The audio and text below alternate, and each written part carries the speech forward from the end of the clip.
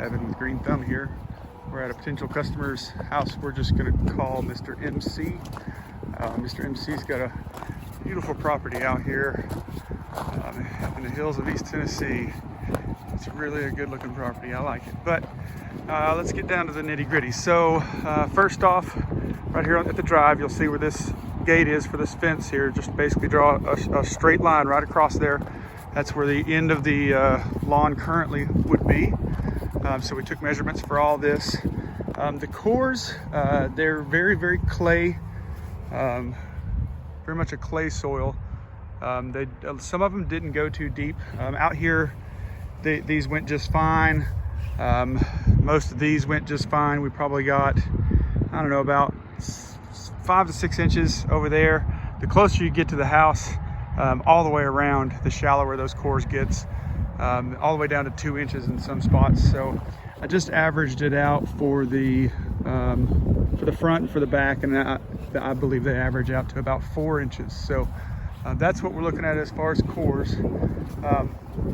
Got some dandelions here, some broadleaf, I see some plantain, quite a bit of clover out here. Things would be easily wiped out. It's not quite, we haven't quite hit our hot stride for the season yet, so I'm unaware if there are Dallas grass plants out here or any of the other summer grass-like weeds that come up. I know there's some Bermuda, a little bit in here, some more over on the left side on the back, and then some up in this side over here. So as we go into the backyard here, you can see there's been a lot of work done. We've had some irrigation put in here, and it just kind of goes all over. And Mike, we're in kind of a unique situation here where we're at this time of year where it's not really the best to seed. I mean, that window's almost completely closed, but Mr. C was saying he's got the lake water on his side, so he can pump all day and night if he has to. He just wants to get something established in here to try to hold this together. So I just want to bounce that off you, Mike, and Mike Poole, and we'll come up with a plan together. But you can see it's pretty chewed up through here. And he says this washes real bad, and you can see where it's pooling right down here. We may want to actually get a little bit of dirt down in here so it won't pool like that, because that'll be detrimental to the lawn as well. But it looks like you just maybe lack an inch of soil there. So again, we've got these big tracts here. They're bare. So, but he says he can run an irrigation all day. That would be an option, or sodding just the bare areas. Now this is Bermuda. This will come in and hold itself together. And then out through here we have what looks like the old type bunch type fescue. Just a lot of bunches of fescue just sitting around. So if we treat this with broadleaf, you know, once you get out away from the house out here, most of this will probably fare okay, and it'll look like a full lawn from the house. But once you get out here on top of it, there probably will be a few pockets that won't fill in until we get to come out here and seed it.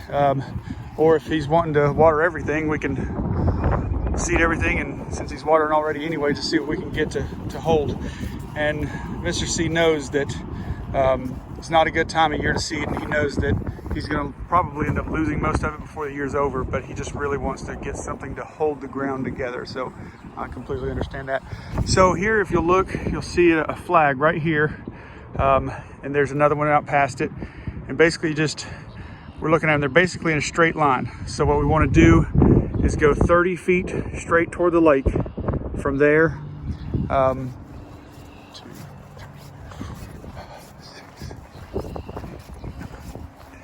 Okay, so he said basically we're just going to draw a straight line right across here. It's about 30 feet down from these flags. So that puts us about at that center block there. And then just to the right of that building that's through the woods, right about there. I believe that's about, I might have measured to about right there, that pole. Okay. So we're gonna come back up around here, around the back. This area in the back here is very large. I think I got around 32,000 square feet for this whole big back area here. As we get close to the pool, we get into, on the other side of this track here, we get into some kind of rocky ground. It just looks like there's been rocks here over the years. When they're this thick, there'll probably be a problem. Depending on if they're down in the ground. They kind of are, but they're probably not too thick. They've just probably worked their way into the ground from around this pool. We've got some, looks like maybe nimble wheel here. We can't really tell right now. It may be Bermuda, but we would have to wait till it comes back in to identify it. So there's the scope of that. A few big bare spots, more tracks from irrigation. And then as we get up here on the hillside, we start getting more fescue mixed in here.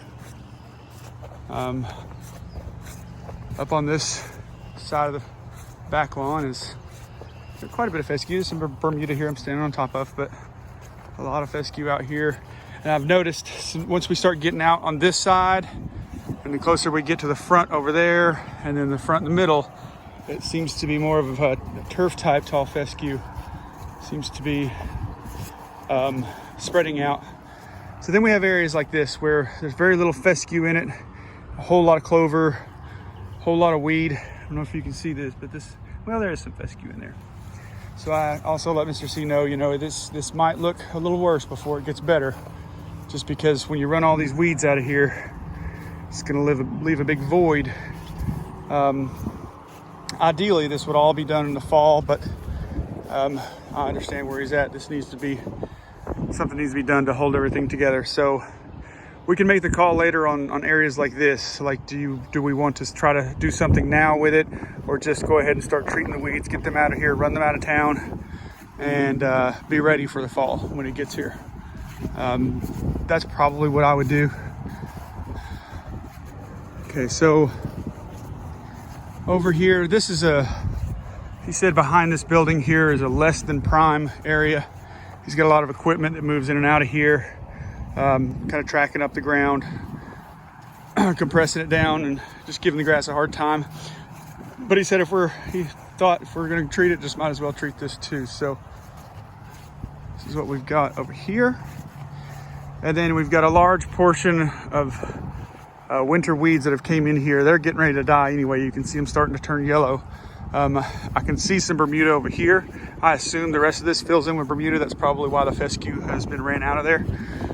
That would be something that we probably would want to address again in the fall. Just let the Bermuda fill in, do its thing, and then if the customer wants to have this greened up for the winter, we can put some seed in there and get some fescue mixed in there. Or I also let him know the protocol for wiping out Bermuda. There'll be a pretty major project on this one because it's just so many different areas that would have it.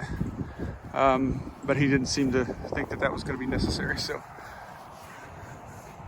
okay, so here more Bermuda, and he's got all this area that we're doing now under irrigation. Just got all that finished up, so we should be in good shape as far as water goes. He doesn't have any out the driveway, so that's why we're not going down there or down past where I was, down toward the lake. But he did say that will be a future project, so he will want to take the lawn down there. And then we get into plenty of more dicots around here. We've got some dandelions.